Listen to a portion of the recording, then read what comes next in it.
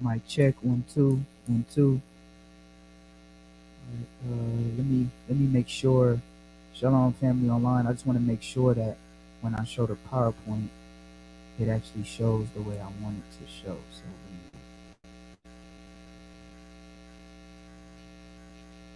okay, I think let me see if it bear with me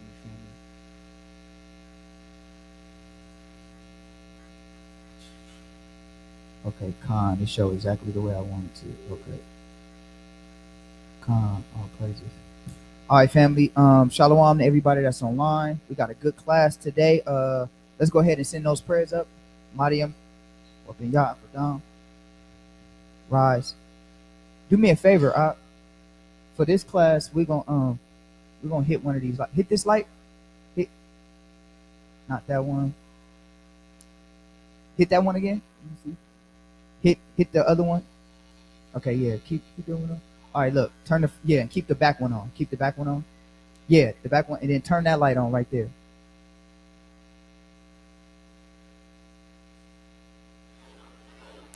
There you go. Yeah, calm. That's how I want it right there. Yep. All praises. All praises. All right, let's go ahead and send up those prayers. And again, shalom to the family online.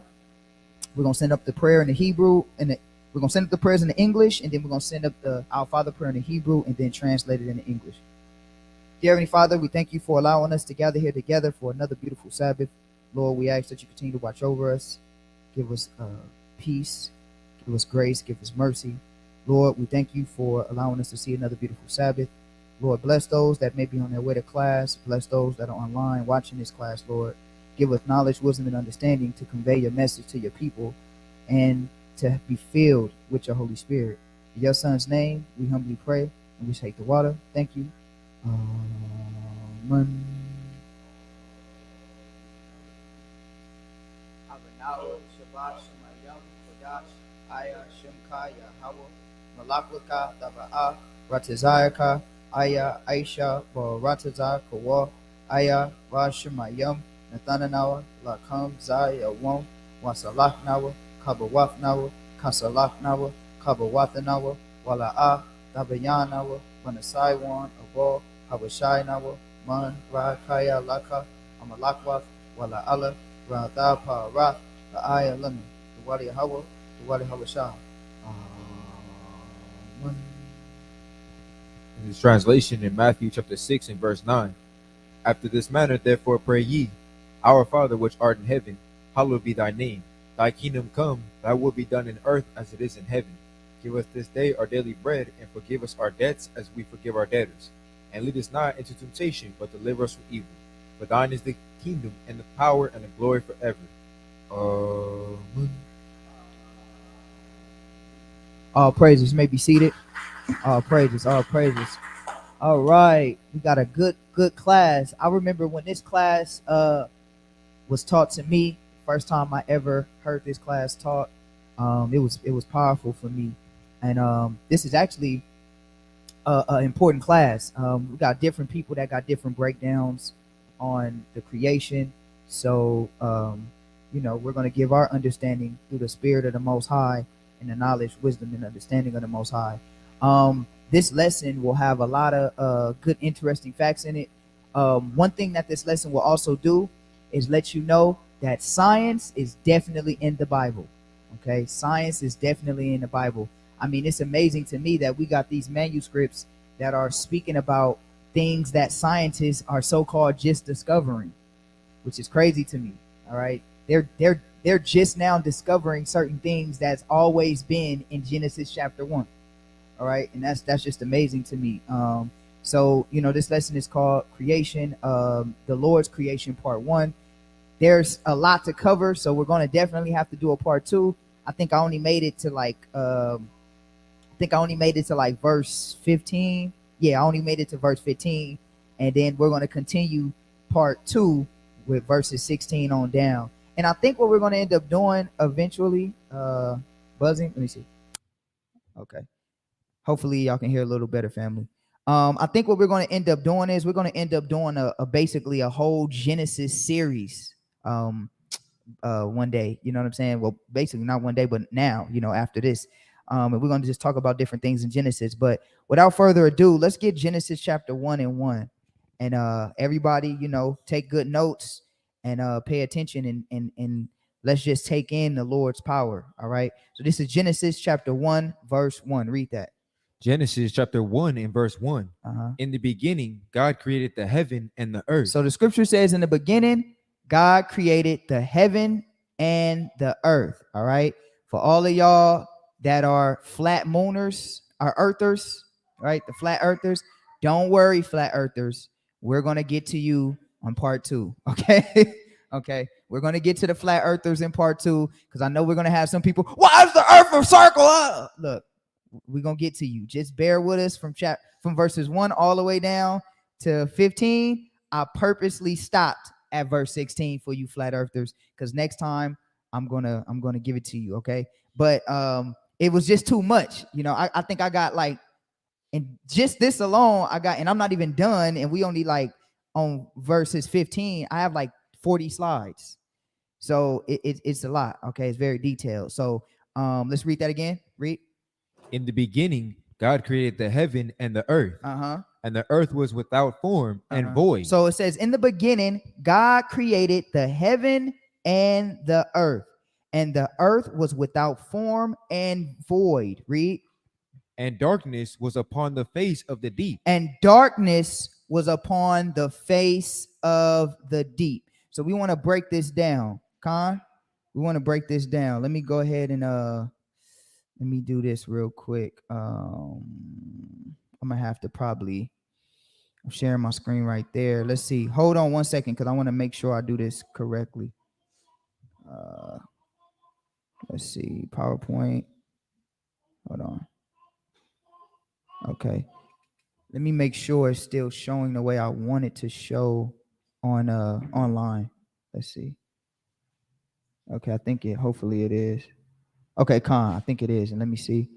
Okay, Con. Just want to make sure. All right, Con, can everybody see that?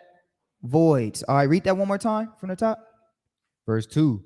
And the earth was without form and void, and darkness was upon the face of the deep. All right, so it says the earth was without form and it was void, and darkness was upon the face of the deep.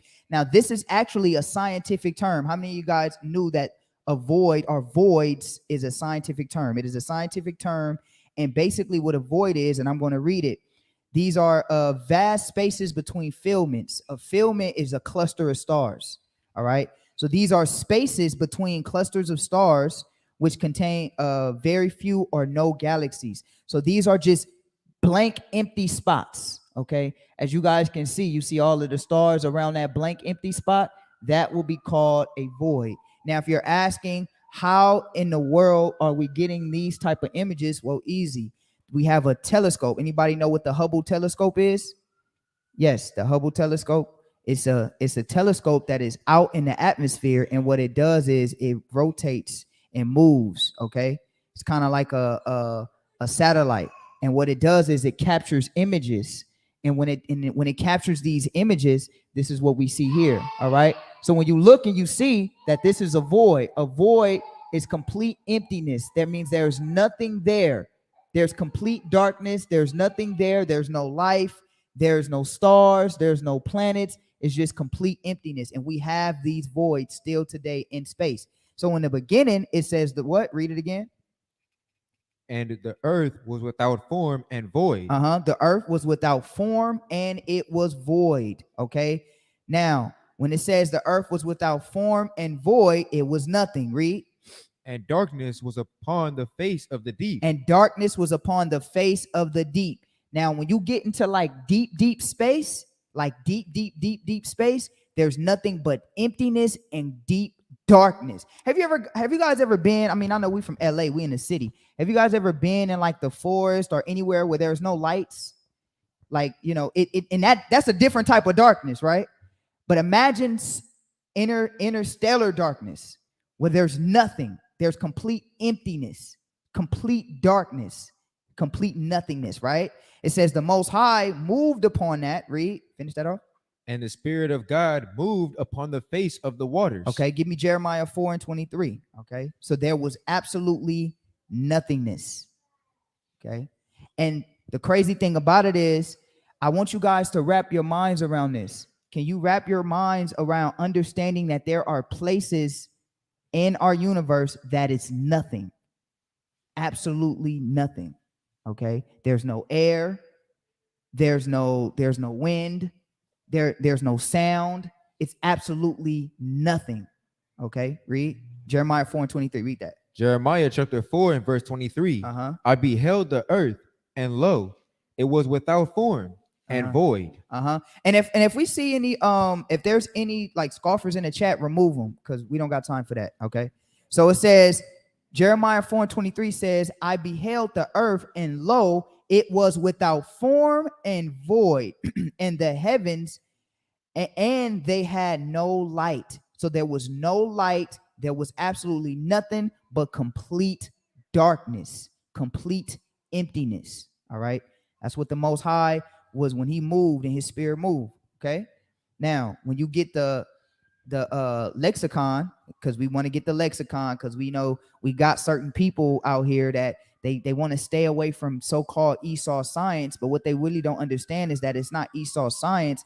This is actually the Most High science. All right. He's telling you, the Most High, when you break down Genesis chapter 1, he's literally going through science in that whole chapter of creation, and it only makes sense the way Genesis 1 breaks down creation. There's no other story of creation that makes sense.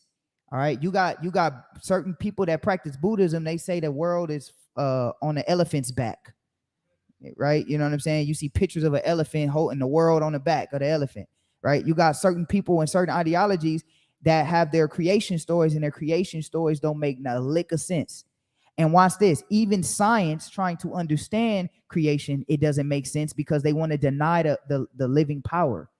When you deal with the creation, it's no other way than to accept that there is a living power.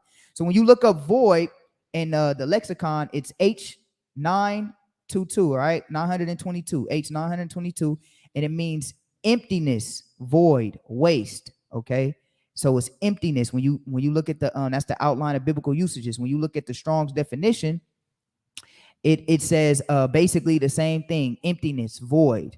All right. Undistinguishable, ruin. All right. So it's a void. It's complete emptiness. So there was nothing there, right? But complete darkness. Now, I want y'all to pay attention to something. Read verse 2 again.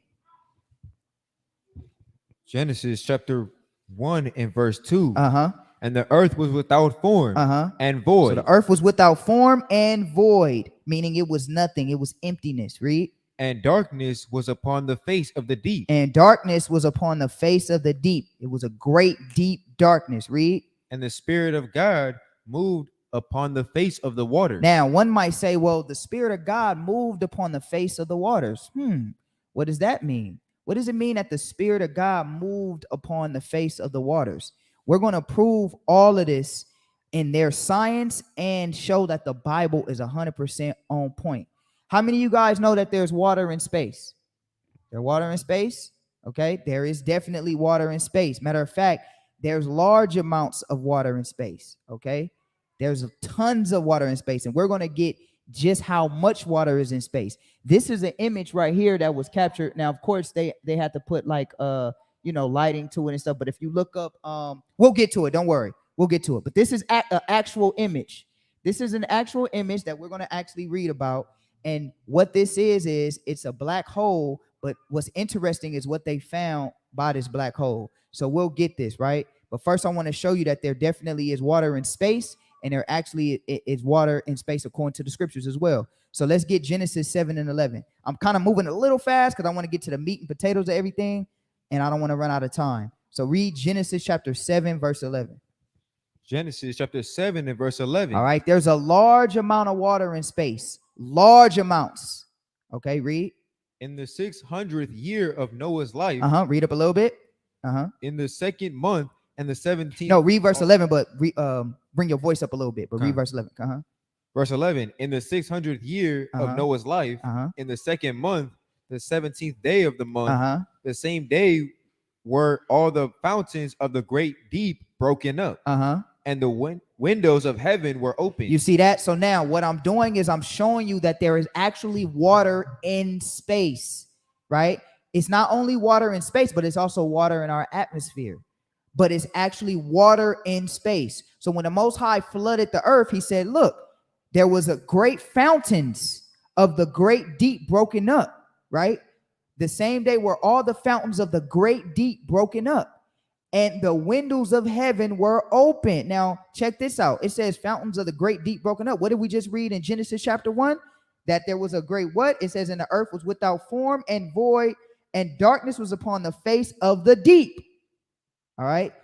And when you read Genesis chapter 7, verse 11, it says that the fountains of the great deep were broken up and the windows of heaven were opened. All right. Meaning that there's large amounts of water in space, right? And I'm going to show you that not only just in our Milky Way, but just in different various parts of space. There is tons of water up there, right? And we're going to get that understanding. Get Psalms chapter 148, verse 4.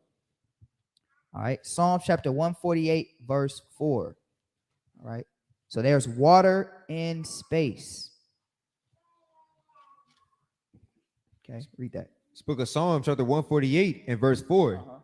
Praise him, ye heavens of heavens, and ye waters that be above the heavens. You see that? It says, praise him. So this is just for all the skeptics. There's no water on it. Praise him, ye heavens of heavens, and ye waters that be above the heavens. What's above? Where's heaven at? Above you. And what's above heaven?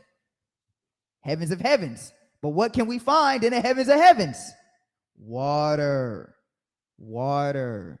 There's water up there. All right. It's water up there. Praise him, ye heavens of heavens, and ye waters that be above the heavens. All right. So there's water far out. Okay. One key fact about the universe is from what we understand, it continues to expand. It doesn't stop growing. But that makes sense because who's out there? The Most High is out there. The Most High is out there. All right. Now let's get 2nd Ezra chapter 4, verse 7.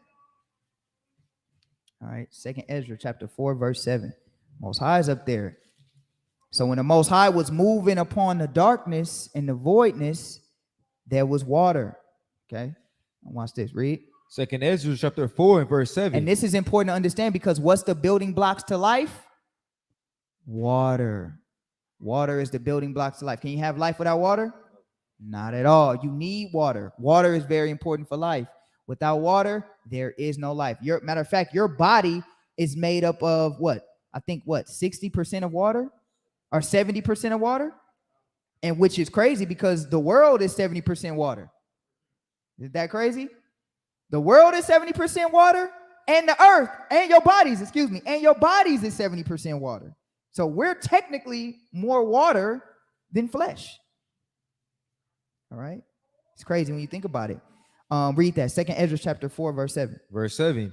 And he said unto me, if I should ask thee how great dwellings are in the midst of the sea. So we got the midst of the sea.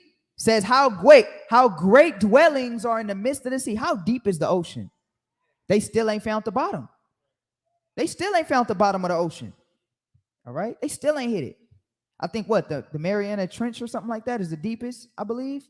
Yeah. But that's not even the deepest. All right. Watch this. So it says how great the dwellings are in the midst of the sea. Because you got to understand like just how vast the earth is. The earth is huge. It's bigger than what you actually can conceptualize, really, in totality. All right. It's very, very big. The earth is so big, we still haven't discovered all of our earth yet. There's still areas of our earth that we have not touched. That's how big the earth is. It's huge. All right. Read. Or how many springs are in the beginnings of the deep. Now it says, or how many springs are in the beginning of the deep. There go that word deep again. What is that word deep synonymous with? That great deep void. How many springs are in the beginning of the deep? It's going to keep adding so you can get some clarity. Watch this. Read. Or how many springs are above the firmament? Or how many springs are above the firmament? What's another word for firmament? Heaven. It's water up there. Scripture says how many. Now, the funny thing about it is everything that Genesis chapter 1 talks about is right on the money with science. Because is science a bad thing? No, science is not bad. Let's just put this out there. Science is not bad. Science literally works in your favor. Science proves there's a God.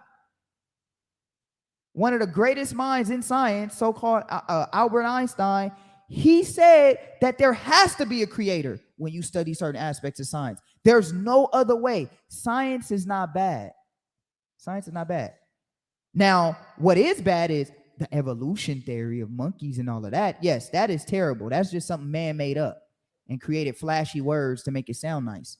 But actual science, just the observing of the natural elements and how they work, that's not bad. Seeing how the sun sets and rises, that's not bad.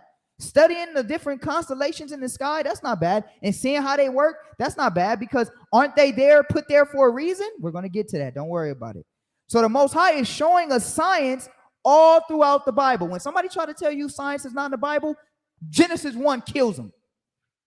So the Most High says that there's waters above the firmament. Read. Or which are the outgoings of paradise. Read. Peradventure thou wouldest say unto me, I never went down into the deep, nor as yet into hell. Read. Neither did I ever climb up into heaven. See that? So basically, if you read 2nd Ezra chapter 4, or just 2nd Ezra in its totality, Ezra is asking the angel for certain revelations because he couldn't understand why Israel was being destroyed. And so the angel was asking him questions in turn. Well, if you want to understand certain things, can you understand the things of your own earth? Then he said, so how, if you can't even understand, he asked him, like, can you weigh fire? Right? He said, give me the measurement of fire. Can anybody do that? I don't think so. But he said, can you do these things? And then he said, so how are you going to know spiritual things, like how many springs are in the firmament, right? But the point is that there's water in heaven. There's water in heaven. So this is a fun fact. All right. This is an actual real picture. You guys can research this, look it up, and see what they have found. All right, with their Hubble telescope. It says two teams of astronomers have discovered the largest and furthest reservoir of water ever detected in the universe. The water equivalent to, watch this, 140 trillion times all the water in the world's ocean. 140 trillion times all the water in the world's ocean. You know what that means? That means that this will swallow the whole world, basically. This will swallow that. Now it says surrounded a huge feeding black hole called the quasar, more than 12 billion light years away. Okay, we got to get into light years too, because that's deep in itself too. So this is a quasar, which is a black hole, but by this black hole was water vapor. So it's not actual water like this. It's vapors of water. Okay, it's vapors of water and gases, which is water, different forms of water. Because everybody understand the different forms of water, right? You got the liquid, you got the solid, and you got the what? The gas. All right, we going back to school. Okay, liquid, solid, and gas. All right, so those are the three forms. I used to use that argument to prove a trinity. You know, there's three different essences of water, but they're all the same. That's how God is. It's stupid. Okay, but anyway, they found these vapors, and it's water vapors. There's also solid water found too. Solid water is also found in space too, like ice. Okay, there's certain comets that are completely frozen like ice because it's real cold in space. And a deep, vast space is real cold. All right, real cold. Okay, so there's water up there, 140 trillion times of the water that is in our own ocean. So you know how deep and vast and big our ocean is, right? Imagine how big and vast this is. And now, mind you, this is This is far away, super far away. The only way we can observe this is by super telescopes that we shoot up with airplanes into the firmament, into the sky, and try to take pictures and use our technology to see these things. It is amazing. It is amazing when you do your research. All right. Remember, I want to tell everybody this because everybody is so scared of Esau's technology. Esau is not a fool. Okay. He is disgusting. He's detestable, and is no vain person as him, but he is no fool. Okay. This man got images on your TV that you're looking at right now. All right. This man created one of the most powerful things on the planet in weaponry, which is a gun. All right. To kill you. Revolutionize warfare. This man is not no fool. He's not a fool. He's evil, but he's not a fool. And what he's trying to do is, what did the prophecy say? He's trying to make himself like who? Like the Most High. So is there anywhere that the Most High can't go? So he's trying to go. Now, he'll never get up there. He'll never get up there. Only thing he ever could do is observe. That's the only thing he can do. And that's what the Most High command us to do, to observe. And I'm going to prove to you that we observed and knew these things as well. So none of the knowledge is new. Esau is just acting like it's new. This is all ancient knowledge, because did the ancient world know that it was water in the heavens? Absolutely. Esau's finding this out as if he's just now, as he's the first one to discover these things. But there's always been water up in the heavens. All right. Now go to Genesis chapter 1, verse 4. Let's read this. Genesis chapter 1 and verse 4. And God saw the light, that it was good. Read verse 3. I'm sorry, Salakia. Verse 3.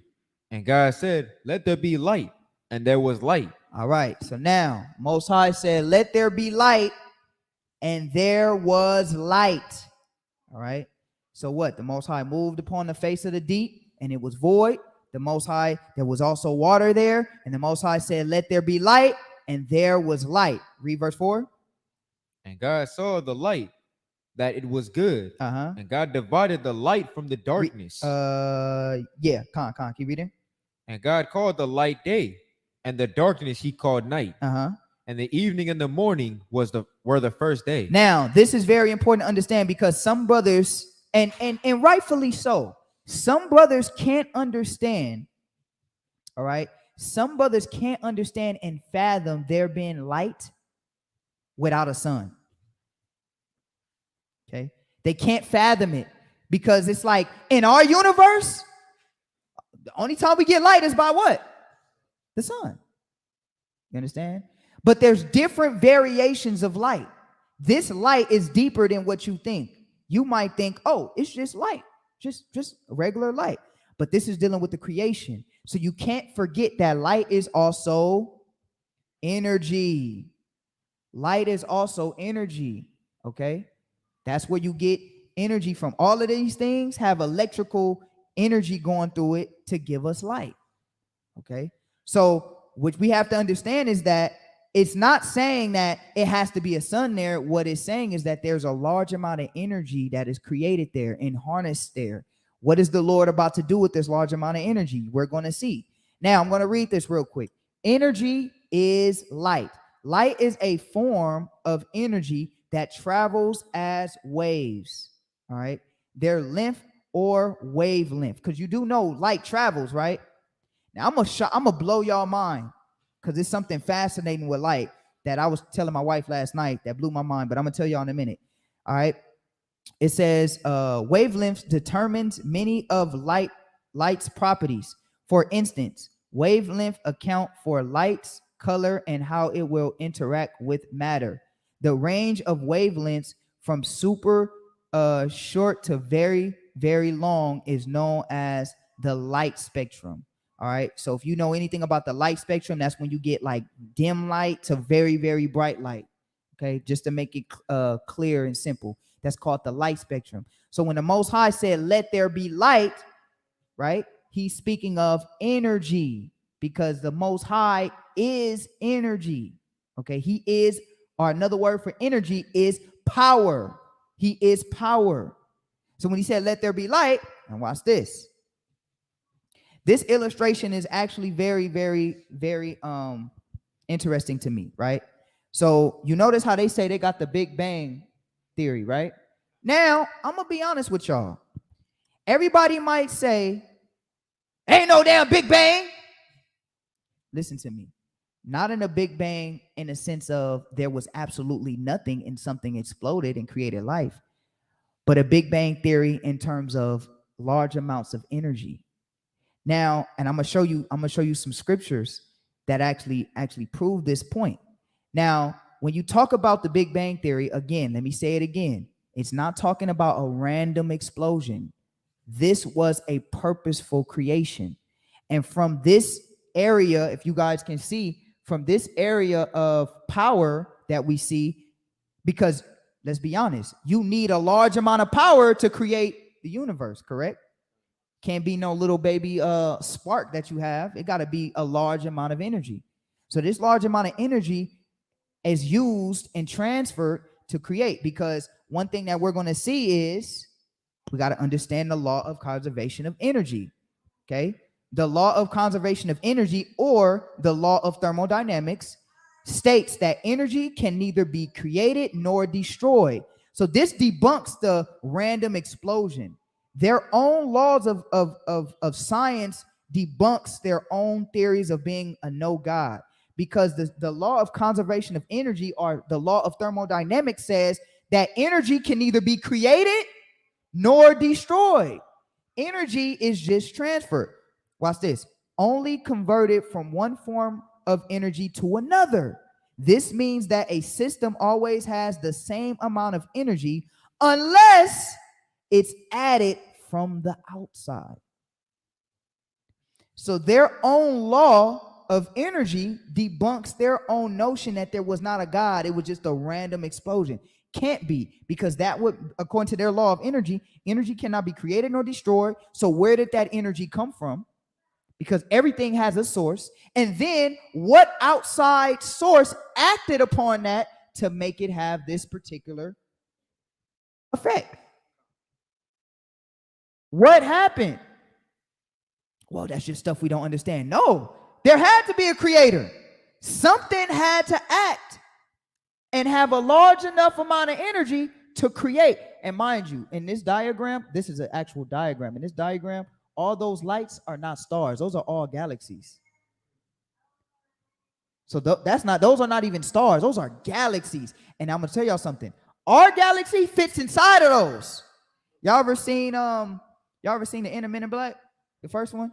Remember when they was playing Marvel? Remember that blew my mind when it was went out all the way into space, and then it was like something outside playing marbles with the universes. Now I know that was just a funny little concept, but that's a real concept. There is life. They're letting you know there is life outside of all of that. That's amazing to me.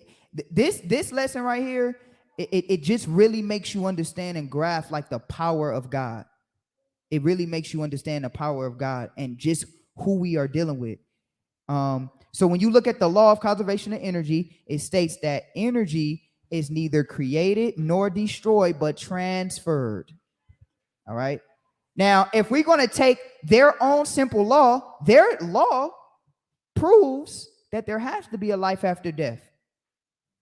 Because I'm going to show y'all, because everybody in here is alive, right? Everybody's alive, right? What's inside of you?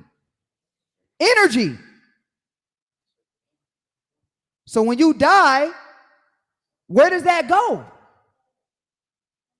And if you're, and is it safe to say, if you're a conscious mind, that source inside of you is not conscious?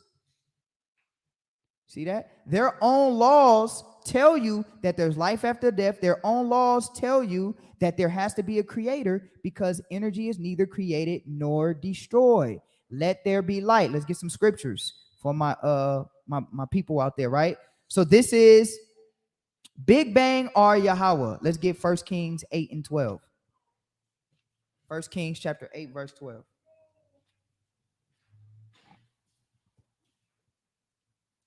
First Kings chapter 8 and verse 12. Then spake Solomon, the Lord said that he would dwell. Hey, now watch this. Says, then spake Solomon that the what? Read. That the Lord, so like it, the Lord said that he would dwell in the thick darkness. He would dwell in what? the thick darkness. What does it mean that the Lord dwells in a thick darkness? He dwells in the what? He lives in the void. The Lord lives in the void. It says, Solomon, the Lord said that he would dwell in thick darkness. The Lord dwells in the void. I don't think y'all understanding what I'm saying. The Lord, take this image right here, right? Y'all see this image? Around this image is a void. It's darkness all around this light, right? Every time, I ain't gonna jump the gun. Let's wait. Get Ezekiel 10:4. Read that.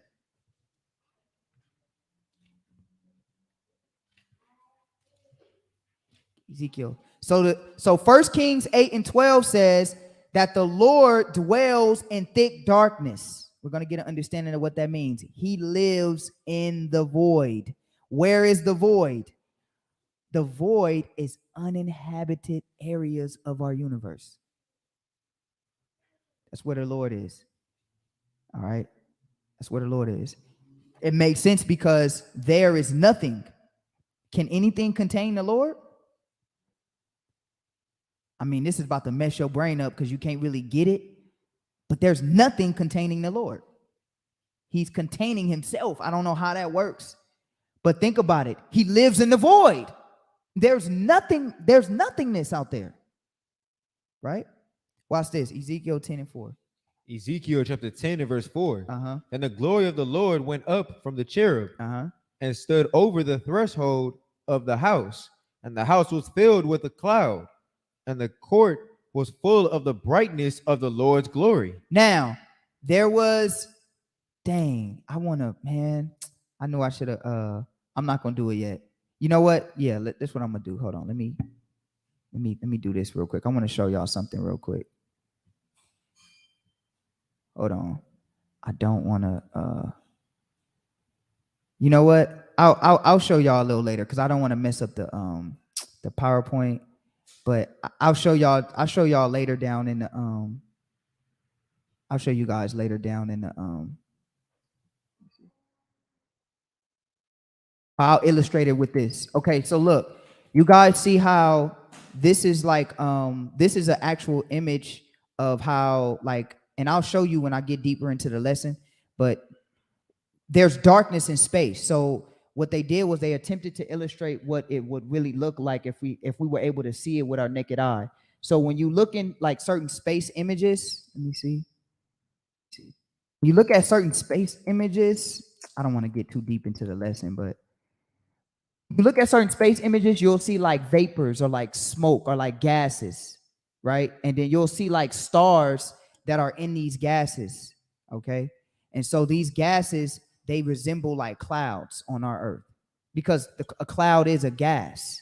So when you look at these images like this, right, you'll see these gases around, that's supposed to be a universe. You'll see the gases around the universe, and those gases are similar to like clouds. So when it says, go back to read that again in Ezekiel 10:4.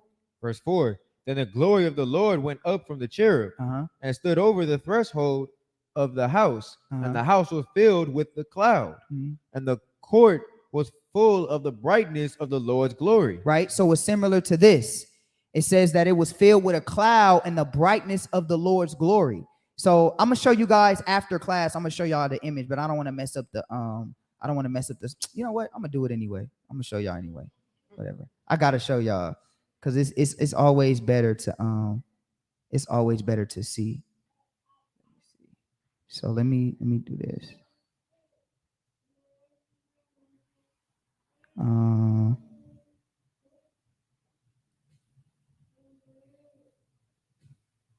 All right. Let me see. Yeah, I'm gonna share the screen in a minute.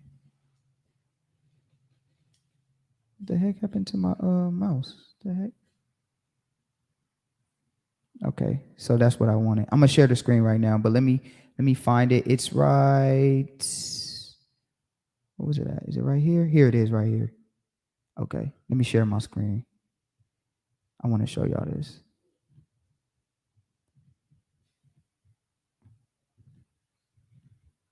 All right, so my screen is shared. Is my screen shared a lot?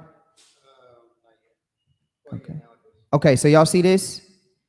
So my wife told me I was gonna show this too. I should have listened to her. So this is like these are constellations, right? When y'all see these constellations, but these are constellations that's taken from the Hubble telescope, and then what they do is they put what's called inferred lighting on it, and inferred lighting allows us to be able to see these stars like this. Everybody see that? So what they do is they capture an image. Now this is NASA.gov. What they do is they capture an image and then they put different lighting to it so that we can see the vast majority of what's out there. But without the inferred lighting, this is what shows. Y'all see that? That's what shows. Let me see if I can make it bigger. Let me see. Right here. Yeah. Let me see. Can I make it bigger? Oh, no, I can't make it bigger. But you guys get the point, right? Y'all can see it, right? Okay. So this is what shows. Now, y'all see the clouds? Y'all see these that look like clouds? These are gases. These are gases. And you see how they're showing off like a light? Because I don't know if you guys know this, but there's certain colors that we can't see with the human eye in the color spectrum. You guys know that, right? Certain animals see different colors that we can't see. So they have to put a different lighting to it. And when they put the different lighting to it, it shows like this. But the point that I'm bringing this out is because when you look into deep space and you see certain images like this, it almost depicts exactly the presence of the Most High. Watch, read it again in Ezekiel. Verse 4. Then the glory of the Lord went up from the cherub and stood over the threshold of the house. And the house was filled with a cloud. With the cloud, y'all see this? Looks like a cloud, right? Read. And the court was full of the brightness of the Lord's glory. And it's bright. So let me give you another example. So y'all see this? Y'all see that? This is called the Lagoon Nebula. All y'all got to do is look this up, the Lagoon Nebula, okay? These are all images that was captured from a telescope. When you put inferred lighting on it, this is what shows. All right? This is what shows. But with the naked eye, this is what we see. And you see that the gases and the smoke, and it looks like clouds, and it's bright with different colors. That's the same thing that's described in Ezekiel. So read that again from the top, and then we'll go to the next scripture. So I just want to show y'all that, like an example of that. Okay. Does everybody follow along? Okay. Verse 4. Ahead, then the glory of the Lord went up from the cherub and stood over the threshold of the house. And the house was filled with a cloud, and the court was full of the brightness of the Lord's glory. And the sound of the cherubim's wings was heard even to the outer court, as the voice of the Almighty God when he speaketh. And so, it came. No, keep going. Go ahead. Verse 6. And it came to pass. Okay, stop right there. Go to let me share my screen one more time, just so everybody can see it. And then let me share my screen. Okay, so I can get back to the PowerPoint. I just want everybody to see a description of that. All right. Con, okay, we back. Okay, let me get back to. All right, this is where we was at. Okay, go to Ezekiel 1 and 4. Ezekiel chapter 1, verse 4. And read that. Ezekiel chapter 1 and verse 4. And I looked, and behold, a whirlwind came out of the north, a great cloud, and a fire enfolding itself. You see that? So it says out of the north. Every time you see the Most High, do you guys realize that we always see a cloud? Every single time you see the Most High, he followed Israel in a pillar of a what? Cloud. He came in Ezekiel 10 and 4 in brightness of the glory of a what? Cloud. You see that? A cloud. You see that? So when you look into space and you look into these images, and somebody said, It's not that there somebody, I read somebody's comment. It's not that somebody is discovering galaxies. It's just that they have telescopes now that can take pictures of these things. That's all it is. They're not discovering nothing. It's just that they can take pictures. These things have been there, and guess what? We knew these things was there.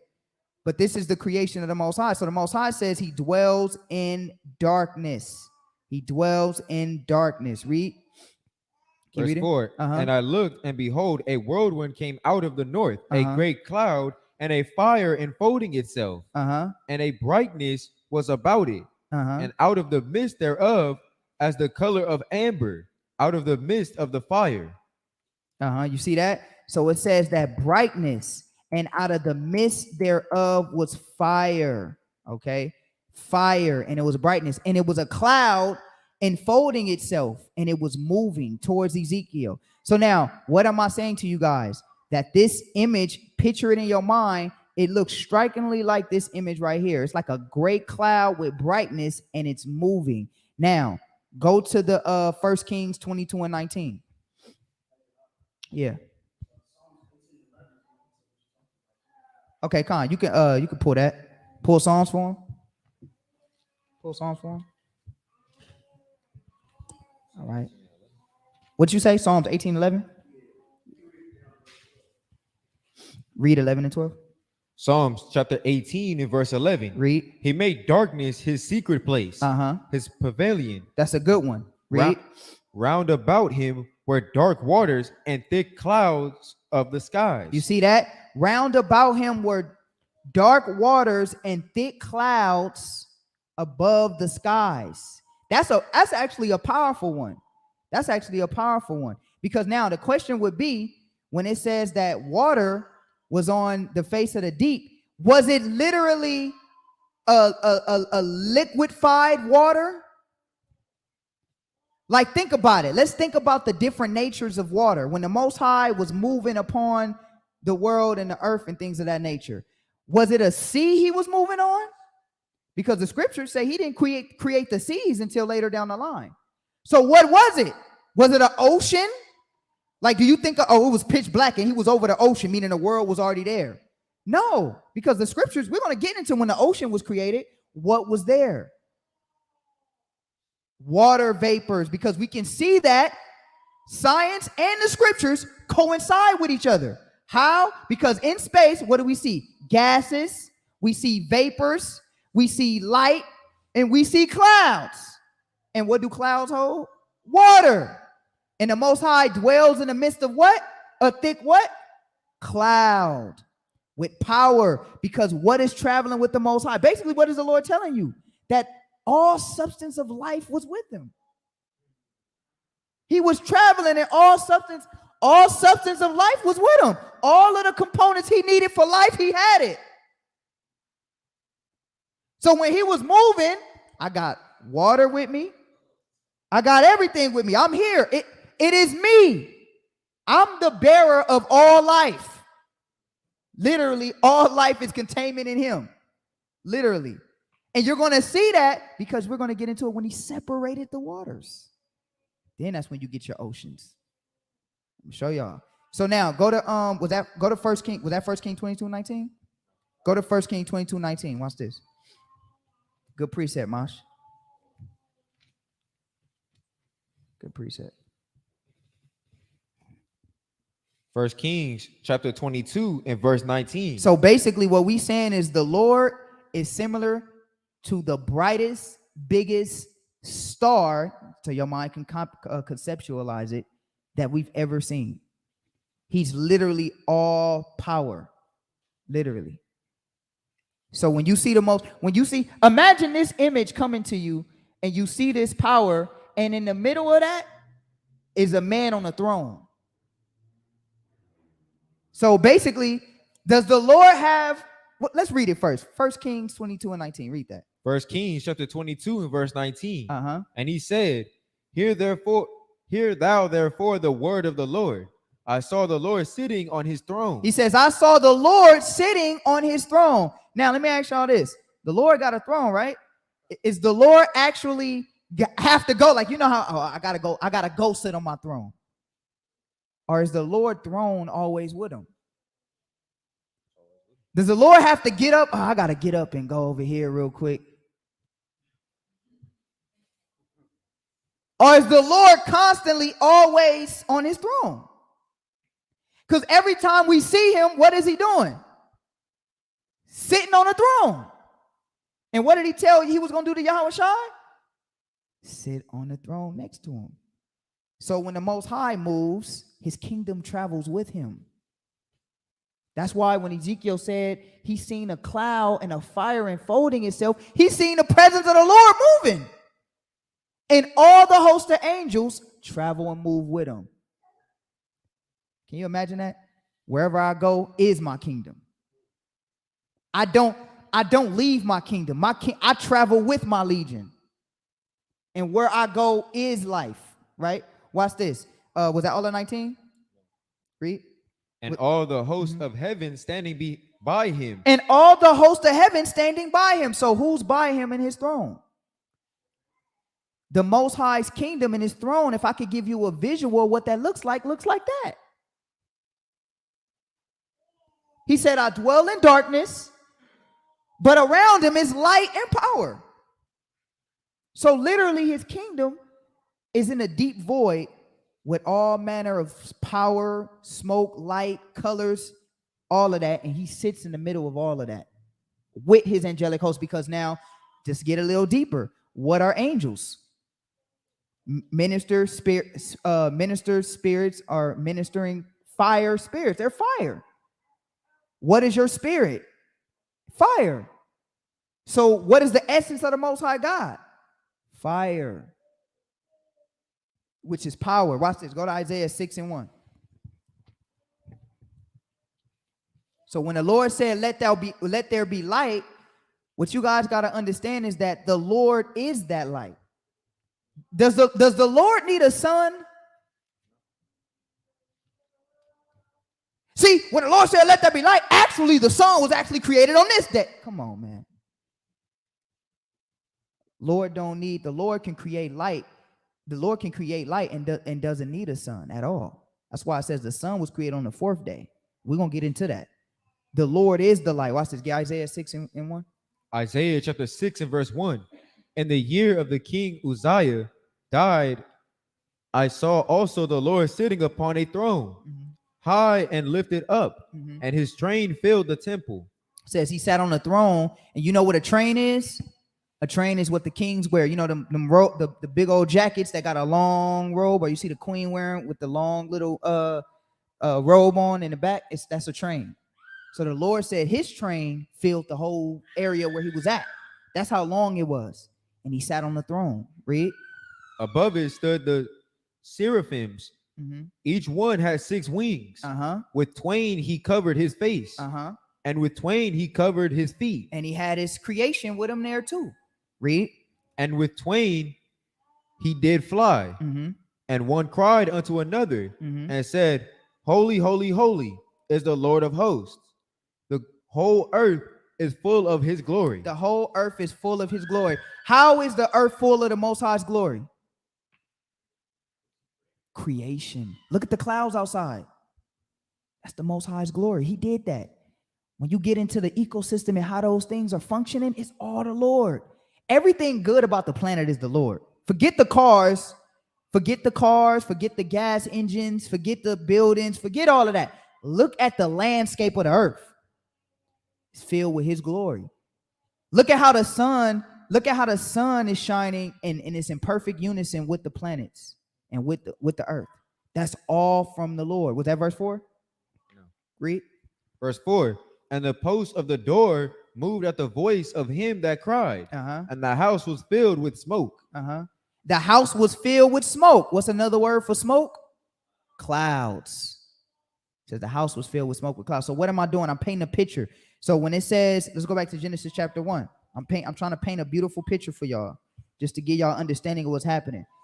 Okay. It says, in the beginning, God created the heaven and the earth was without form and void, and darkness was upon the face of the deep. So there was darkness, and the earth was without form and void. And the Spirit of God moved upon the face of the waters. What was the waters? Does it have to be seas and stuff? No, it's not not a sea, none of that. The waters is different forms of waters. The waters is different gases and mixture of water vapors that are in the heavens, that are with the Most High. And then it says, and God said, let there be light. And there was light. What is that light? That light is an energy source. Didn't we see that? Didn't we see that? That light is an energy source. And where did that energy source come from? The Most High. Okay? The Most High. And with that energy, what did he do? We're going to get more into his creation. Get Ezekiel 1 and 26.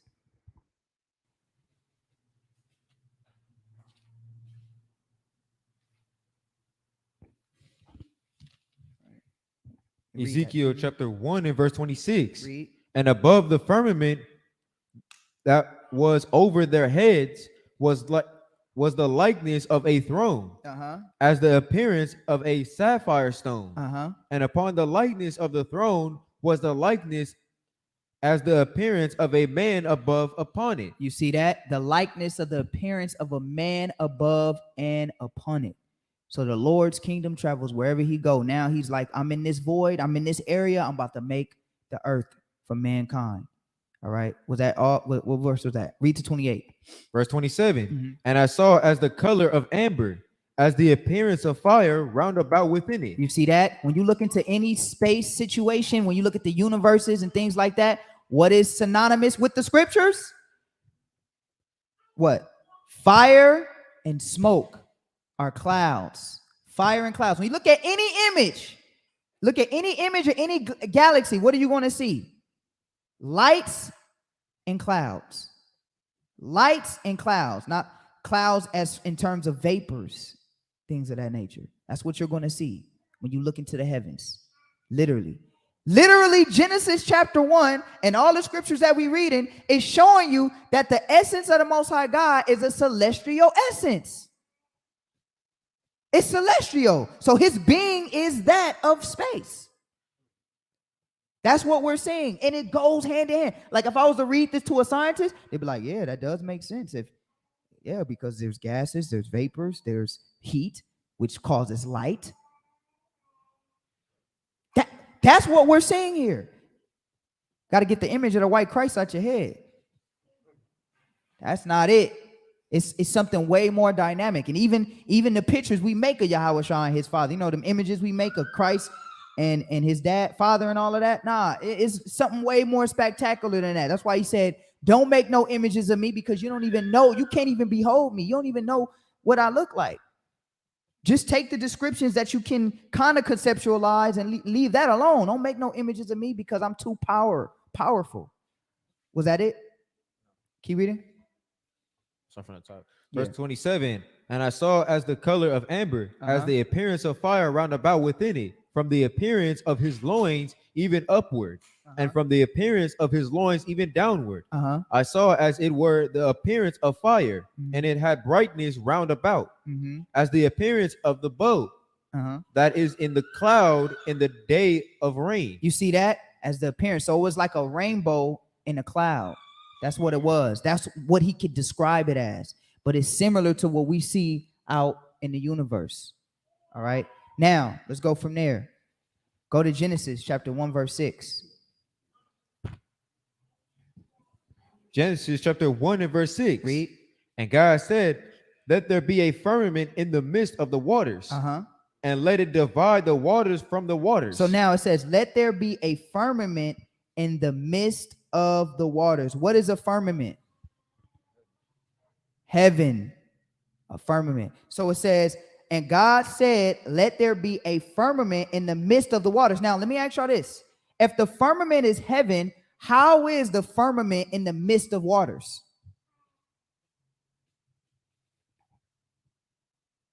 How is the firmament in the midst of waters? This is going to prove what I just told you guys about.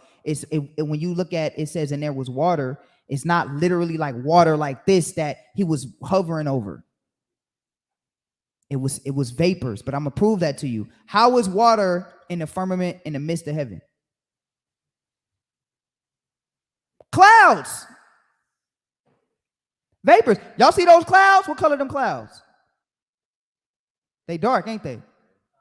What's about to happen? Water about to come out of those things.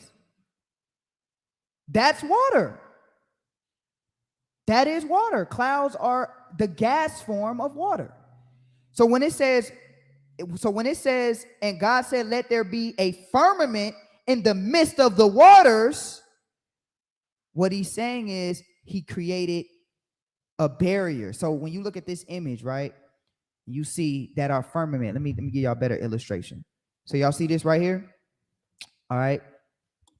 You got bear with me. You got the stratosphere, you got the strophosphere, the stratosphere, the mesosphere, the thermosphere, and the exosphere. Okay. Now these are the different I guess layers of our atmosphere. Okay. Now the funny thing about it is these different layers of our atmosphere. Let me ask you guys this question. How far do you guys think our atmosphere actually goes? Do you guys understand that our atmosphere, technically, if you want to be technical, our atmosphere actually reaches to the moon? So technically, if you want to get technical with it, we're not even, if anyone did go to the moon, which I don't believe they did, but if anybody did get out to the moon, you technically didn't even leave the Earth's atmosphere yet. Because the atmosphere, what an atmosphere does is it protects our world. It protects it's like a imaginary, it's like an invisible barrier that protects our Earth from like radiation, harmful gases and radiation.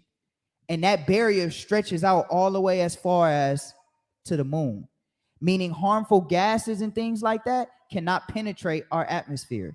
You can't tell me that that's just a random explosion. You cannot tell me that that's just a random explosion. And you have literally the Van Allen belts, which is radiation that circles our globe, that protects our planet. So when the Most High is talking about the firmament, what he's talking about, he's literally talking about, like, when you go outside, you can see the firmament. When you go, and I'm gonna prove this to you, when you're in an airplane, guess what you're flying in? The firmament. You're flying in the firmament, which is the heavens, because you got to go into the different levels of heaven. How many levels of heaven is it? It's 3.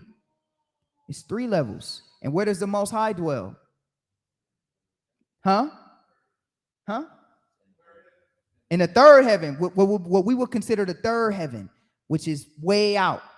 You understand? But technically, I'm gonna show you. Let me prove that to you. Let me prove that. Let me prove to you that our firmament, because what flat earthers think, and we're going to talk about the flat earthers on the next part too, I promise, but I just have to say this. They think that it's literally a glass above you. They literally think it's a glass. Like, literally, if you fly high up, it's literally a glass. You're going to fly and shatter it. No, that's what they think. It's literally a glass. Well, okay, how is that true? Let me pull this one. I didn't put this one in the PowerPoint presentation, but let me read this. Let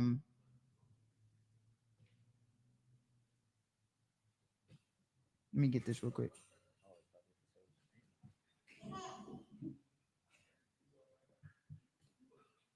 Get Genesis 1:20. I didn't want to jump the gun on this, but I'm just going to bring this out because it's going to be more cuts for that. But I'm just going to bring this one out. Get Genesis 1:20. Genesis chapter 1 and verse 20. And God said, let the waters bring forth abundantly the moving creature that hath life. So that's the waters. Read. And fowl that may fly above the earth in the open firmament of heaven. In the what? In the open firmament of heaven. How the hell is a bird flying in the firmament in heaven? Can't you see birds fly?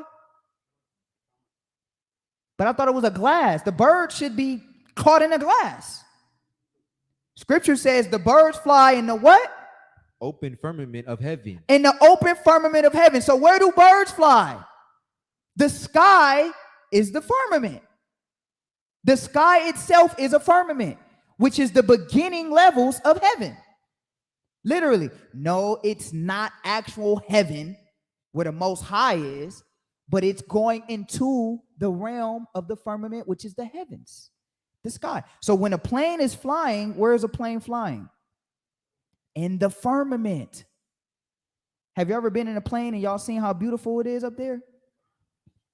It tricked me out when I first flew on a plane, when I seen the layers of clouds above and the layers of clouds right bang. We was in the middle. And I was like, this is crazy. It's another layer of clouds above the clouds. Do y'all understand what we're saying? Now imagine if all of those clouds, because then if you go above those, I'm pretty sure it's more clouds.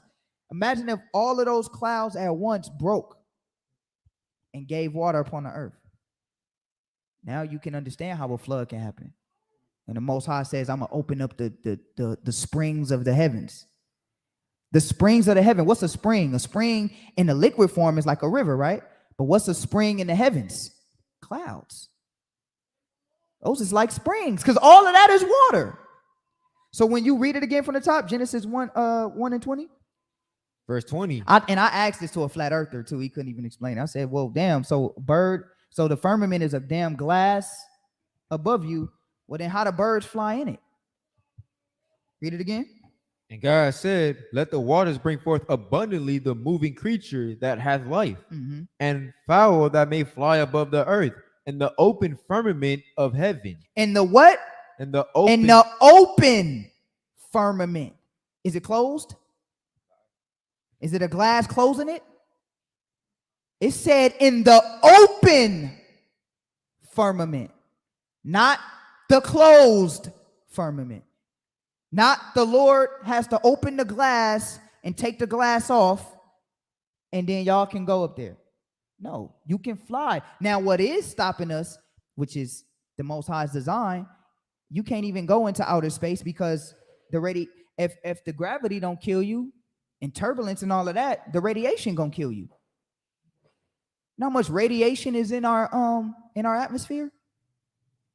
You can't even break through that. You'll die trying to get up there. That's why the Most High says there's nothing that can go up there. It's not meant for us to go up there, but it is going to be meant for a select few. That's another lesson. But now let's go back from there. Go back and read Genesis 1 and 6, 7 again. Read 7. Genesis chapter 1 and verse 7.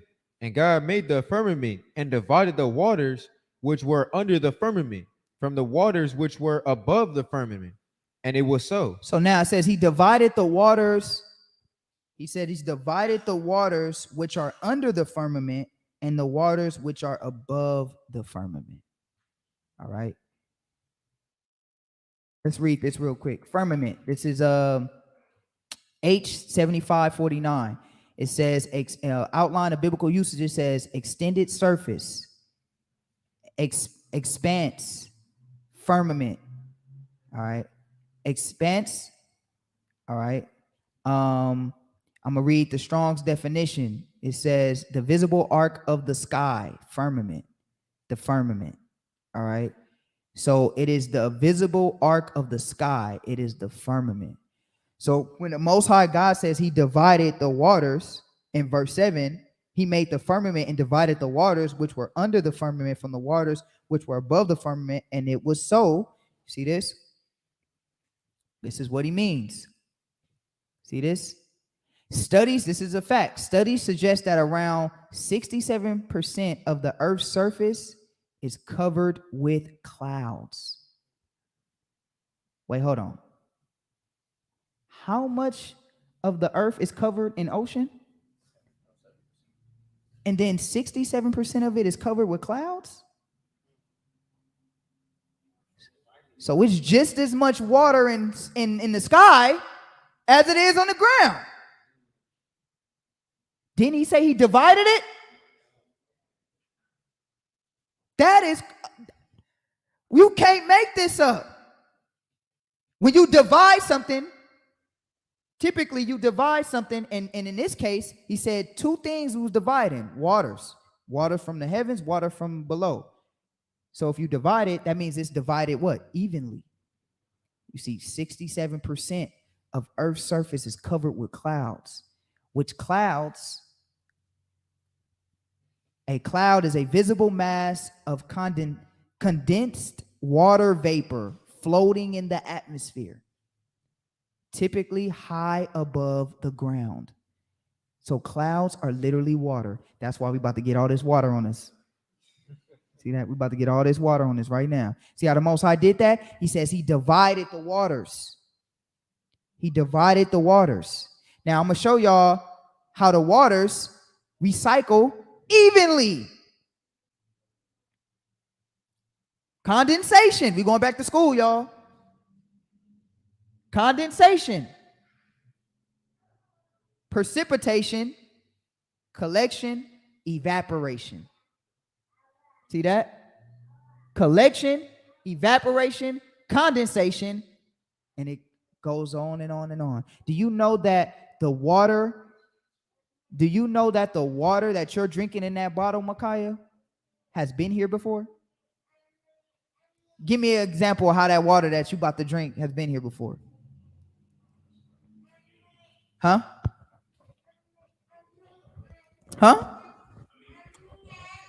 Think about it. There's no right or wrong answer. I'm going to show y'all something. Most High is a genius. This is the same water. So the water in the clouds is the same water that we drink, and the same water in the ocean. It's all the same water. Think about it. How has that water that you about to drink been here before? I mean, you just explained it as far as the process of how water works within our atmosphere through, with the collection of the water already being here, and then with it being evaporated, it goes into the sky, and the condensation, that's the water within the sky. And when it's time to rain, it prepares for precipitation, and then it falls. So it's just a repetitive cycle throughout, the time that we've been on Earth. How much of your body is made of water? Well, as we explained, it was 70%. Yeah. When you drink that water, you're going to have to use the bathroom, right? Yeah. You're going to go where? To the toilet? Right. You're going to use it in water? You're going to flush that water. Right. Where that water going to go? To the sewer system. To the sewers. Where that sewer system go? To the ocean. To the ocean. And where that water in the ocean going to eventually go? Into the sky. Right back into the sky, which is recycled back and forth. So that water that you about to drink is just going to be recycled out of your body. The Lord recycles. Yeah. You drinking pee water if you want to think about it like that. But the Lord recycles. Right. Do y'all see that? The Lord recycles. Do you know even the water when you outside and it's real cold and you go, y'all know that's water? That's a vapor. Even that goes back up. You can't tell me there's not a creator. You can't tell me. So the same thing. Yeah, thank you, Op. So literally every bit of water that we have, this is not new water. This is all old water. This all this water been here before. Oh, and yeah. What? Nothing what? Nothing new under the sun. Even the water. Yeah. So think about it. Most High said, I divided the waters. See that? It says, I divided the waters. That's what he did. Divided it. Read that again from the top. Verse 7, and God made the firmament and divided the waters which were under the firmament from the waters which were above the firmament. And it was so. And God called the firmament heaven. And the evening and the morning were the second day. You see that? So he divided and he said, in the evening and the morning were the what? The first or second day? Second day. Second day. All right. Now, watch this. Read verse 9. Verse 9. And God said. Now, imagine a water planet. All right. Imagine when the Most High is moving with all his glory. He said, let there be light. There was light. Then he said, I'm going to divide the waters. He divided the waters. He divided the clouds and he divided the water under it, right? And now he's saying, what is he going to do next? Read. Verse 9. And God said, let the waters under the heaven be gathered together unto one place. Now, this is how I'm going to prove to you. Now, this water we're talking about is actual the water that you see as the sea. Because he's about to tell you. Says now, so the water under the firmament is the sea, and the water above in the firmament is the clouds. So he said, now take the water from under the firmament and gather it together. Read. Unto one place. Unto one place. Read. And let the dry land appear. And it was so. And let the dry land appear. You see that? And let the dry land appear. Y'all see that? Now we got land. And we got water. And guess what? That water does not disobey God's command by going over the land. He gathered the earth together. Keep reading. And God called the dry land earth, and the gathering together of the waters were called All the right, seas. so he said, and he called the dry land earth. See how he's doing this? Called the dry land earth. And read it again from the top. And he called the what? Read. And the gathering together of the waters called he seas. And the waters he called seas. Now this is where we're getting into seas. Notice how he said the waters. Now this is where you get the name sea from. This is the ocean. This is what he did. So it started off as emptiness. Then he created the firmament, meaning he divided, made the firmament, created basically like a landscape, or if you think about anything with building, with a frame, you got to do the frame first, the framework. So what the Most High did in Genesis 1 and 6 was he laid down the framework, all right, for our planet. And then after he laid down the framework, you got the different levels of the atmosphere, which is the firmament, right? We got the firmament. Then you got the waters that's still floating around. And then he divides the waters. And now we have what's called seas. But first he makes the dry land, divides the waters from the dry land, and then he gives the ocean its name, which is seas. And this is where you get our earth, our beautiful earth. Okay? Now, let's go from there. You read this fun fact. How do they affect ocean ecosystems? So this is dealing with, actually dealing with the earth. So basically, if you researched how the earth and how the seas work together, because you guys do know that the earth and the seas work together to make a perfect ecosystem, right? I'm going to show you guys how these things work together. You guys ever heard of the Arabian desert? When those sandstorms hit, those sandstorms are very important for the ecosystem of the ocean. Did you guys know that? Okay, I'm gonna show you one of those things. Watch. Dust carries nutrients such as phosphorus and trace metals, including iron, magnesium, titanium, aluminum, to oceanic ecosystems, elements that are essential for all life forms. In this way, desert dust is a principal driver of oceanic primary productivity, which forms the base of the marine food web. Food is getting from the nutrients from the dust and sandstorms that happen on the earth. So when you think, why is it just random sandstorms? It's not random. That's the earth helping itself to recycle itself. So not only do you got the water recycling itself, you got the dust recycling itself, going back into the ocean to give marine life food. Marine primary production also fuels the global carbon cycle via the exchange of CO2 between ocean and atmosphere. Wow. You see that? That's what we just talked about. All right. We just talked about the ocean and the atmosphere. Okay. So that's what the marine primary production also fuels the global carbon cycle via the exchange of eco. So it's talking about the water condensation. That's what that's basically saying. It's saying that's what the marine or the ocean life is for. So desert dust has impacts on our climate system. So desert dust impacts our climate system. Because, and let me ask you guys this, iron, magnesium, aluminum, titanium, all of those are metals, right? Those are all particles that are carried up. Also, when the dust particles goes into the ocean, those things are carried up into what? The clouds, which help what? Huh? not a filter. Magnesium, think of it, magnesium, titanium, aluminum, phosphorus, all these different metals do what? They help the Van Allen belts with radiation.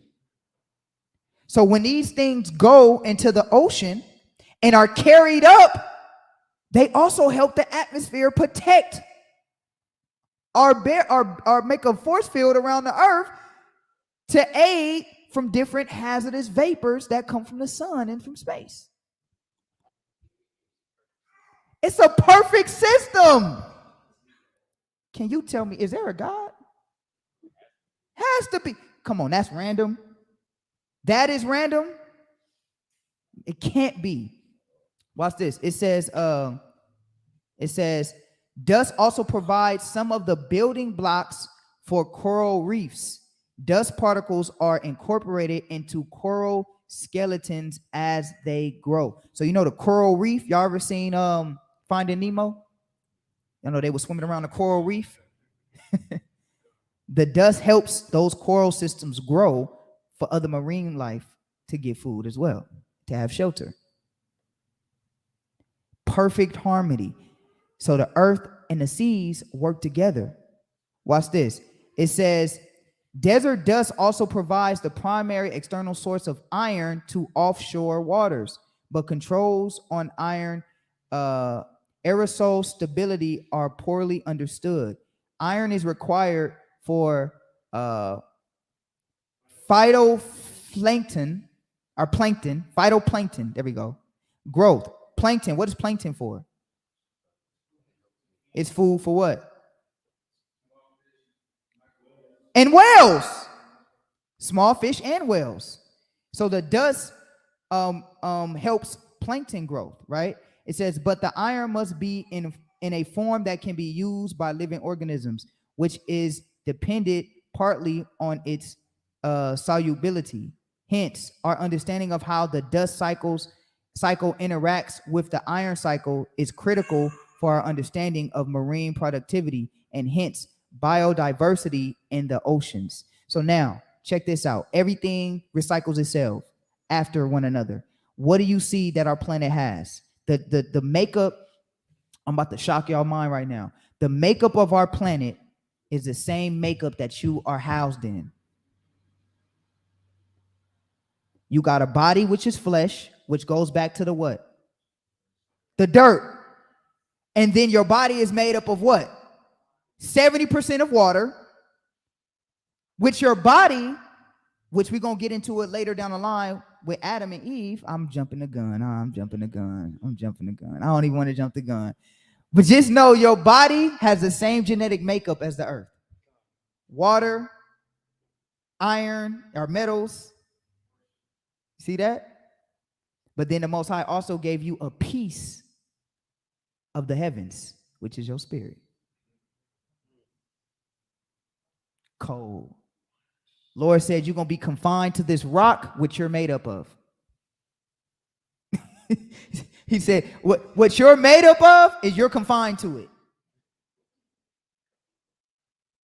That's amazing. You're the byproduct of what you're living on.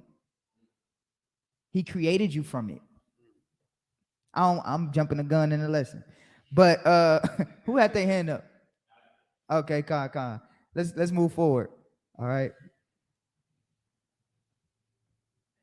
let's get this. All right, Genesis 1:11. Read that. Genesis chapter 1 and verse 11. And God said, let the earth bring forth grass, the herb yielding seed, and the fruit tree yielding fruit after his kind, whose seed is in itself upon the earth. And it was so. You see that? So now we talked about that a little bit, but now this is when he started to create vegetation. All right. He started to create vegetation. Read. And the earth. So you got the grass. So now it's just not a rock. The Most High made it beautiful. He said, put trees and grass everywhere.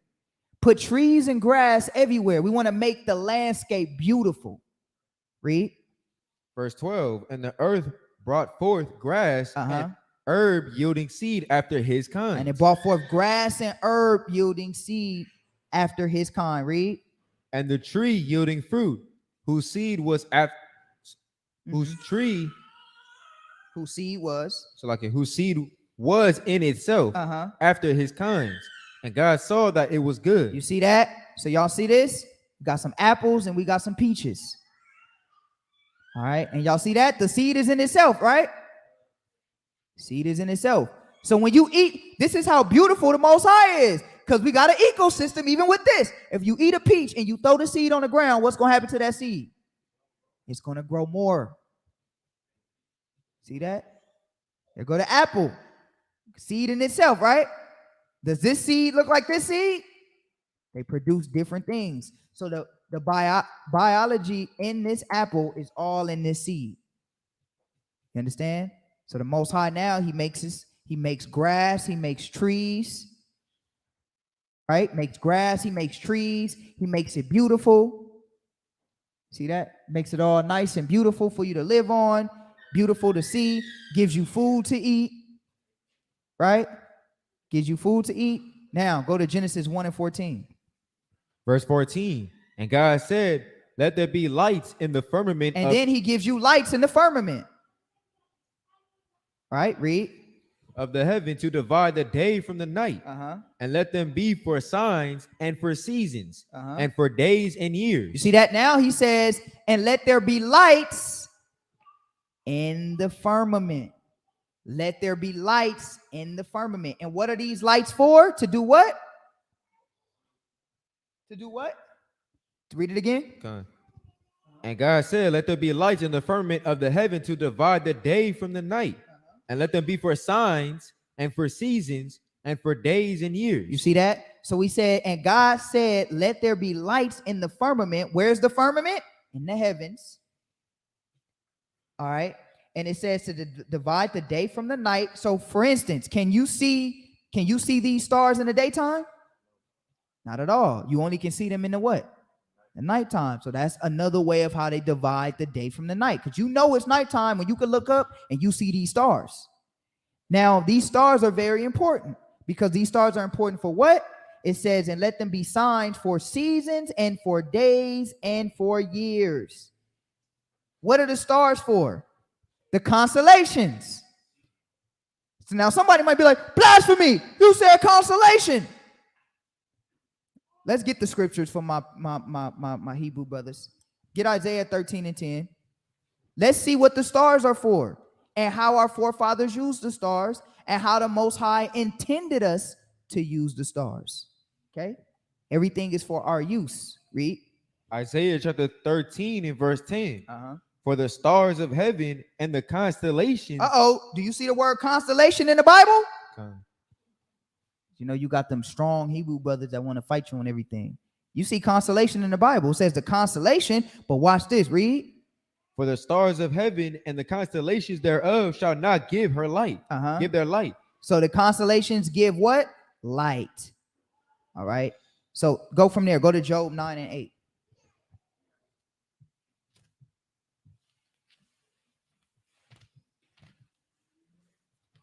Job chapter 9, verse 8.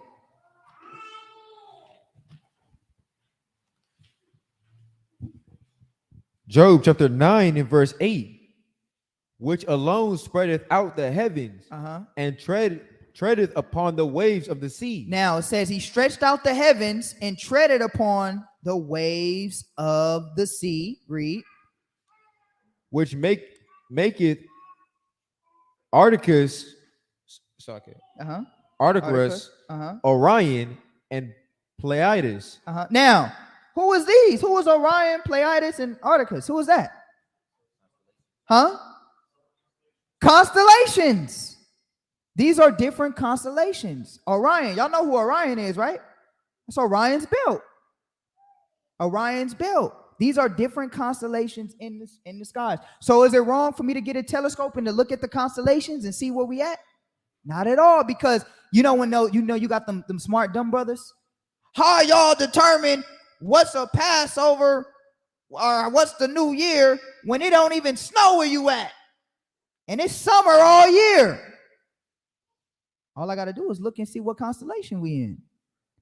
There's winter constellations. There's summer constellations. There's fall constellations. There's different constellations in each year to help you identify what season you in. So, brothers, can we properly put ourselves in the right season for the feast? Because you know what they try to say? There's a doctrine, brothers. You got to go to Jerusalem and see when the crops start to grow. Jake crazy, man. How you know?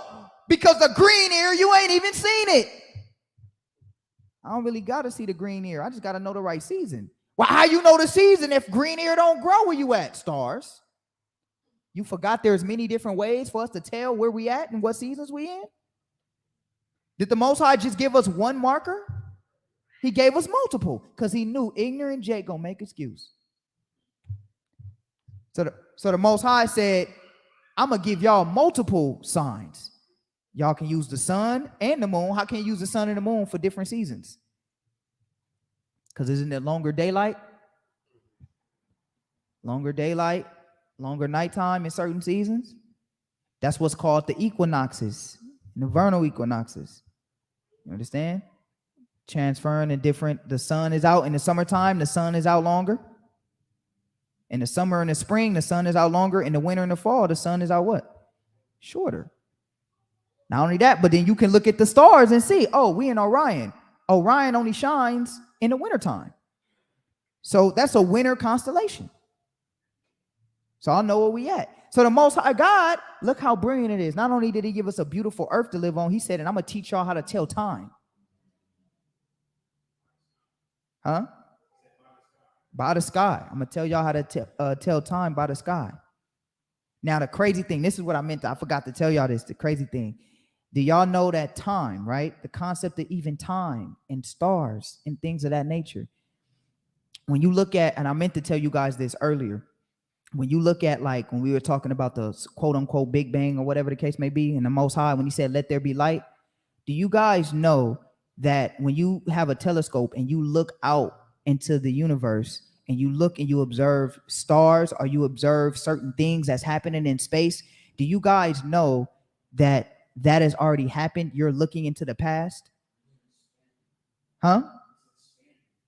You're looking into the past. For example, if there's a star that blows and you see a vapor, you're not going to see that. Or for instance, let's just say light. When you look at light, you know light travels. So that light that you're seeing, that's old. You're basically looking into the past. Now, how does that make sense in the concept of the Most High? Because the further you go out into the universe, the newer it gets. But then at the same time, the further away you get, the older it gets. Think about it. The further away you get from a star, let's just say from a star. Let's say a star is light years away, right? The further you get from that star, the older it gets. The closer you get to that star, the newer it gets. Meaning, when there's an event that happens in the skies and we see it on this earth, we're seeing it for the first time, but it already happened years ago. It just took time to travel to your earth.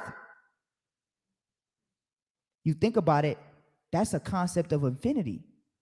Because at the base of deep space is what? The concept of time is different. So the Most High, where he's at, that's why he said a day to y'all is 1,000 years for me. Or 1,000 years to him, Salakia. 1,000 years to the Most High is that's a 1,000 years to us is a day for him. So when you think about the concept of space and you take that concept of the Most High God saying that 1,000 years is but a day to him, think about how when you observe the celestial bodies in the heavens, when you're looking at the celestial bodies in the heavens and the things that they're doing, we're seeing them from light years away. So as for instance, if you're on a mountain and I have a flashlight and I flicker a flashlight on a mountain, if you time it on a watch from where I'm at and where it takes time for you to see that. So imagine if you're light years away. Light years away, and you seeing an event like what I was telling y'all. I want y'all to go do your research. That water reservoir that they found, and it said that it's a black hole in that area and in that water reservoir. They were saying we won't be able to see it, but years and years and years from now, we'll be able to see the change, because that water reservoir doesn't look the same as what we're observing. It's different. What we're observing in the skies is different in our perspective. So basically, it's almost like what we see is like low key, you're looking at a deeper aspect of time. And we might have to touch on time too, just to blow y'all away. But time, the concept of time is different. Like, I think we looked it up yesterday. I think if you stay, what did we say, right, y'all? If you stay on the moon for a day, that's 30. Yeah, that's 30 days. So if you stay on the moon, like let's say you stay on the moon for a day, for this for time, if you come back to the earth, 30 days has passed. Because the way that the world moves around the sun and time goes. So the concept of time is low-key infinite when you get deeper into space. It's crazy. Go ahead, Op.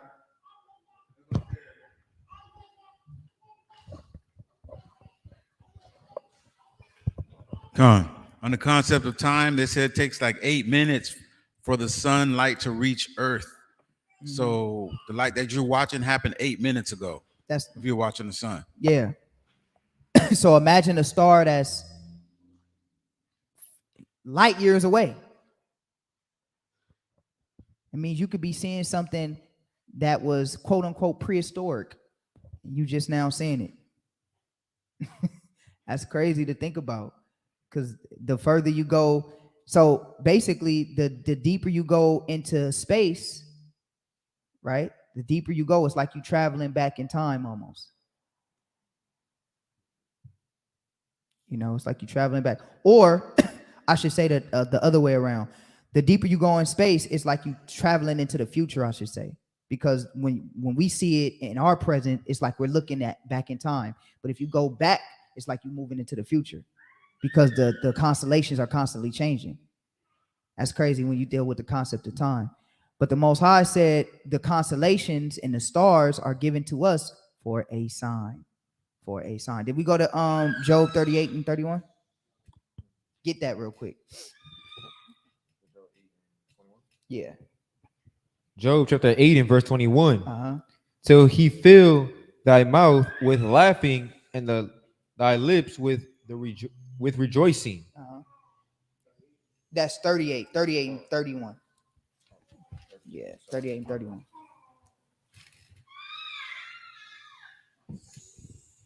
So like in Job chapter 38 and verse 31. Canst thou bind the sweet influences of Pleiades or loose the bands of Orion? You see that? So there go. I just want y'all to see that. So constellations, all right? So Pleiades is the constellation of 7 stars. It's a cluster of stars. Just showing you guys from the blue letter that it's stars, okay? It's stars, a grouping of stars. So you can look at constellations. There's nothing wrong with observing the constellations and seeing where we're at for time. That's what the Most High gave them to us for. Look, when you look at Orion, the hunter, all right, reigns in the winter sky. So you'll see Orion's belt. Y'all see these 3 little stars right here? 3 little stars right there. That's Orion's belt. Okay, you see those constellations in the winter time. All right, and when you do when you outline the different stars that's by it, it makes this figure, which is Orion's belt, which the scriptures know what Orion's belt is. All right, these are not new concepts. These are old concepts and names of the constellations that the people have given them, just so they can know what constellation we're in. All right. So let's go from there. Stars for navigation. Stars are not only used for Salakia, wasting my water. Stars are not only used for telling time, they're also used for navigation. All right. Sailors used their knowledge of constellations to navigate, because there are different constellations in different seasons. Marines had to know which constellations would be visible in the sky at other times of the year in each hemisphere. So in each hemisphere, they had to know what constellation was in the sky, because that's how they would be able to navigate in the ocean, because in the ocean is nothing but pitch black, right? And you don't have street lights in the ocean, right? So what do you use for the ocean? Stars. That's what you use for the ocean. You use stars for the ocean. All right. And these are the different constellations in the different seasons, right? So you got in the winter, you got Orion, you got Gemini. Some of these are also dealing with zodiac, but don't worry about the zodiac. We do not keep the zodiac, but these are just the names of the constellations. All right. You got in the summertime, you got like constellations like Sagittarius, Scorpio, and all of that. But these, and I gave you scriptures showing you that it's nothing wrong with acknowledging the names of these constellations, because did we not acknowledge them in the Bible? Yes, Orion, different things of that nature. We have these constellations because they tell us what season we're in and how to navigate the oceans. Read that again from the top. Go back to Genesis and read verse Genesis 1 and 14. So Genesis chapter 1 and verse 14. And we'll end it right here because I don't want to go over, and we'll continue on the next class. Go ahead. And God said, let there be lights in the firmament of the heaven to divide the day from the night, and let them be for signs and for seasons and for days and years, and let them be for lights in the firmament of the heaven to give light upon the earth. And it was so. And it was so. So we're gonna stop right there. Because I don't want to get into it and have to stop. We'll talk about the flat earth. We'll talk about all of that next time in part 2, and we'll continue. All right. That'll conclude class. I hope everybody was edified. All right. So everybody online, shalom to everybody online. I hope you guys enjoyed the class and the lesson. We'll be back for part 2 next not next Sabbath, but we'll be back for a part 2, so don't worry. Okay. And we'll touch on different things. All right. So I hope everybody's edified. Shalom, family. Have a beautiful, blessed Sabbath, and we'll see you guys next time. Most I will. Shalom. All praises.